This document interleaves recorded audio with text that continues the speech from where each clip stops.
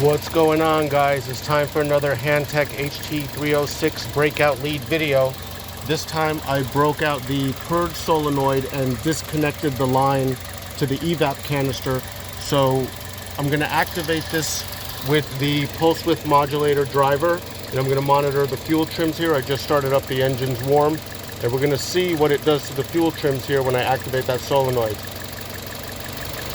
Look at the short-term fuel trim jump up. See that? Now I'm going to turn it off. Comes back down again. We'll do it again. So I'm just activating the solenoid at 300 Hertz, 50% duty cycle. Watch what happens to that short-term fuel trim. Right? Basically creating a vacuum leak here using the pulse width modulator driver. I'm going to turn it off, and it's going to go back down. I thought that was pretty cool. I just wanted to show that to you guys. Thanks for checking it out.